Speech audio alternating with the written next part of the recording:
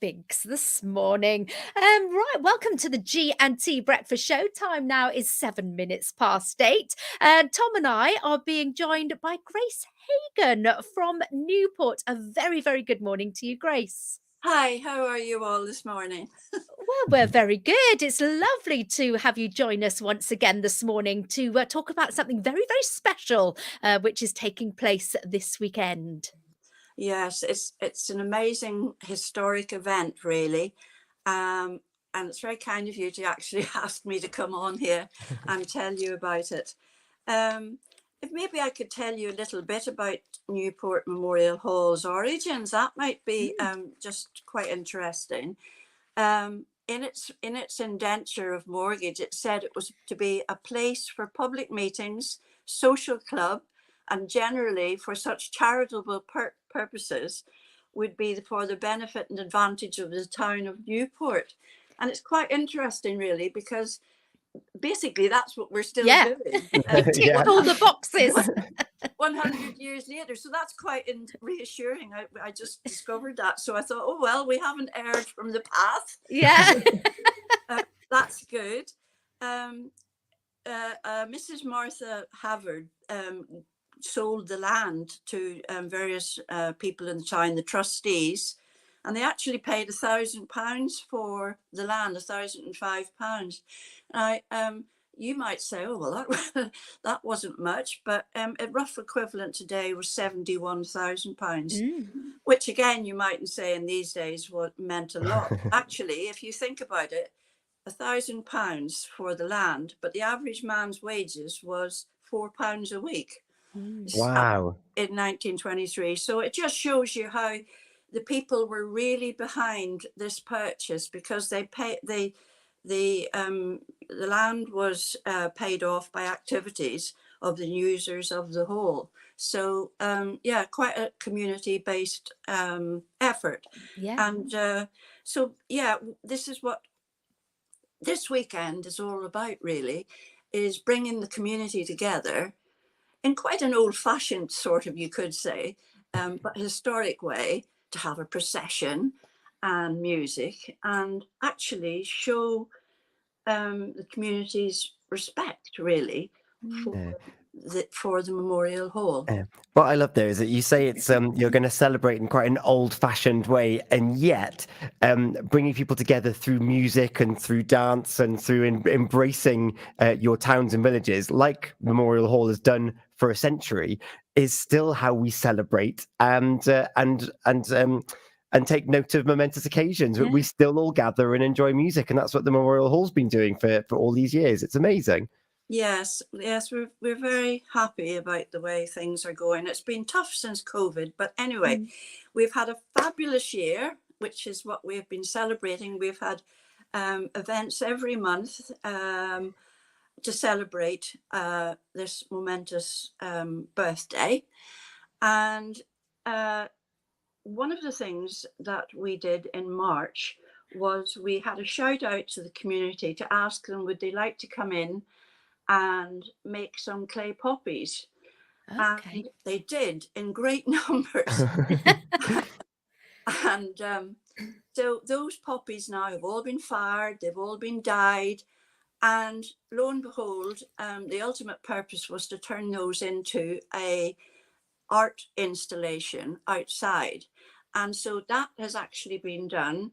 And on Saturday, as part of the timings and of the program for the day, the sculpture or the art installation will be unveiled at 12. So that's quite nice. And it's a wave of poppies going down a wall. So wow. So it's going to be beautiful. So that's and a real mark of the community as well, Grace, because everybody's been involved to make it. Yes, it was quite extraordinary that day. I have to say. Fabulous. So what we're hoping to do is to recreate this procession. We've sent a photograph out of the original procession. There's quite a lot of funny things to note in it. The women must all have been watching Love Island or something. very many women to be seen. So we're hoping that we can right that wrong. And also there's no cars, which is hilarious, really, when you think, because especially this year, it's like traffic jam. Yeah. Yeah. So anyway, we're hoping to recreate this march.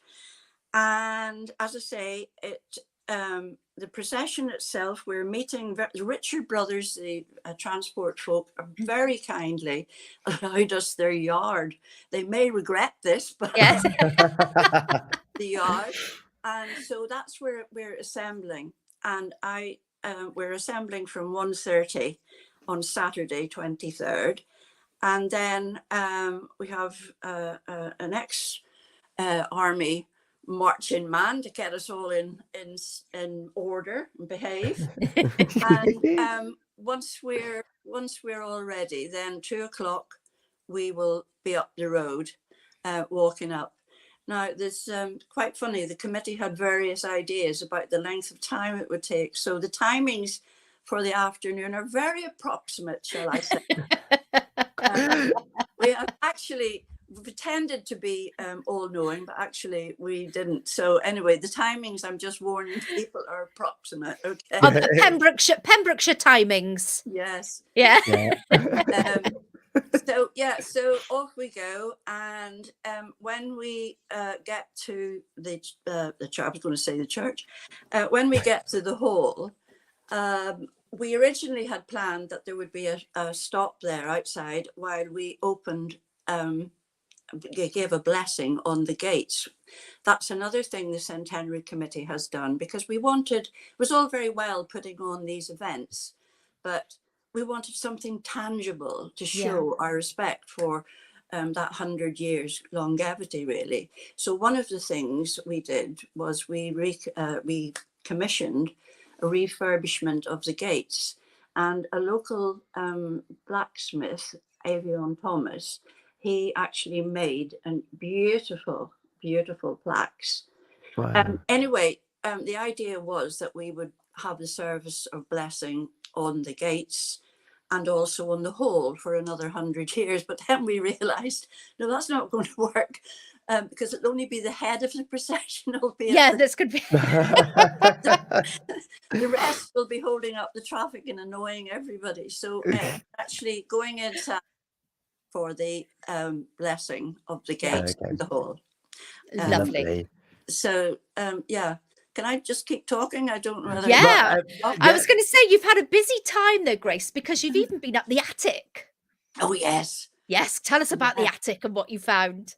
Well, we always knew that the British Legion, because the British Legion of course have been involved with the hall from its inception, and we always knew that there was stuff up there, but we weren't sure where it was, or in fact how much of it there was. But what we really wanted to do was, again, going back to this family type of affair, to bring out the good china, as it were, you know. And so we had a smashing time up in actually the British Legion representative, Wynne Davis, went up, and he brought down all of this fantastic, I'm sure it must be worth a fortune, really, British Legion stamped crockery and dip plates and so forth. And believe it or not, Wynne also washed the whole lot. I can see a picture of him here. It's up on your Facebook page, doing a grand job there. In his marigolds. Yes, I could see with the crockery all over. So a fabulous, it's fabulous to be able to have your tea, your coffee and your refreshments from this wonderful china. I know, but I mean, we just thought, well, we'll have the gates and we'll have the art installation. So, you know, those are two sort of tangible things of this current centenary committees, really determination not to let this event go past without some recognition of it. I think that's fantastic. And once that blessing's done, you then got entertainment for the rest of the day. And it's got me thinking about the entertainment that they would have had 100 years ago when they opened, Grace. That's quite interesting, and I don't really know whether I should say this or not, but Yes, say there it. wasn't much. All I'm going to say is there wasn't much gaiety around. Okay, quite a sober place. In fact, several people lately have been saying to me, it's marvelous the way the Memorial Hall is coming back and it's vibrant and we're doing all these different things and everybody's coming and going. Because she said, in my youth, we weren't allowed to move in that hall. You weren't allowed to do Oh. anything. And it was like dark and dusty and Oh, not somewhere that you wanted to go, because there were so many rules and regulations of what you could yeah. and couldn't do. But over the years, those have been sort of watered down. Well, I know, speaking from experience, I went to a wedding reception there, and there were definitely no rules at that event. Oh. Now you're telling too much, Tom. But I was just having a look at the entertainment which you've got for the day. Goodick Brass Band, they're going to be playing. They're fabulous. Yes, Goodick Brass Band is sort of synonymous with events in Newport. It would seem really wrong if you didn't have them. a Goodick band there. But actually, they're there on their own merit, because the last time I heard them, they were absolutely stunning. It was a community of choirs event in the hall, and it's amazing how a brass band can be quite so delicate in parts. Oh, they are beautiful, yeah. Yeah, so they definitely deserve the part. And I have, at that event, they played Skyfall. And I've never heard a brass band playing Skyfall. So I'm really putting the sum on them. But I did request that they actually play that again, because it was a stunning piece of music. It is. So it really is. That's and they actually have a new piece of music that Alison, the director, said she would really love to play. I hope she is going to play it, but I'm going to mention it anyway. Fingers crossed. High on the Hill, the bugle call. So that will be part of the program as well. So really looking forward to them. Wow. And you've got the school children involved as well from the local school. Yes, the school children have been absolutely fabulous all year at the centenary events. In fact, they were very much present at the first event way back in, where was it? I can't even see. It was back in January, February at the Tomb Path. They all came from the school. And it was absolutely wonderful. And it was great to see that mix of old and young, sort of intergenerational, having a real laugh as we sort of crashed into one another and all sorts of things at the Tomb Pass. So, and they've come out, and they were there again for the crowning of the King and Queen for the Carnival. And indeed, some of them were picked for the attendance. So that was wonderful. So they've been very present throughout the whole year. Fabulous. And I really felt that was important to have them. So they're amazing. Just a little bit.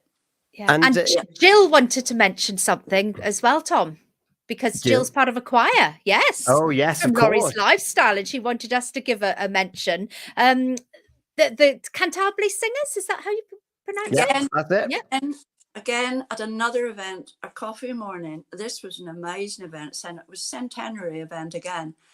And I was looking for, something to make it somewhat different coffee morning. So we invited the Cantabile Singers, and there was such a laugh. One minute we were all listening, and the next minute everybody was up dancing, including a 98-year-old. Wow. Brilliant. So again, thinking back, I thought, well, they should be there, because there'll be great fun, and you never know, because the bar will be open. You never know, we might get a few people up dancing and celebrating again. Wow. Well, you never know. And I'm just pressing play on this little tune here that you might be able to hear in the background now. This was in the charts 100 years ago. So this is Louis Armstrong with the Dippermouth Blues. These are artists that you think, oh yeah, but back then. But listen to this. You can imagine the Memorial Hall being filled with this noise, can't you? Just sip of tea. with your Beautiful fine crockery. Yeah. Yeah. This particular week in September 1923, he was in the top 10. Louis Armstrong with Dippermouth Blues. So I thought that's quite interesting. It is. As you say, it's music that you would enjoy today. And in fact, another of our centenary events, which was literally a roaring success, was the Roaring 20s dance. A sellout I could see as well. And so, yeah, that was a fabulous, fabulous evening. And we really enjoyed the music of Jazzology playing 1920s music. Yeah. Wow. So, yeah. So that was one. Amazing. Well done for all of the work that you've done. I know that we talked with you to do with the warm rooms that was going on over the winter as well. And here's to the next 100 years. Just a reminder of those times for people that want to get involved in the community of Newport tomorrow. How can they get involved?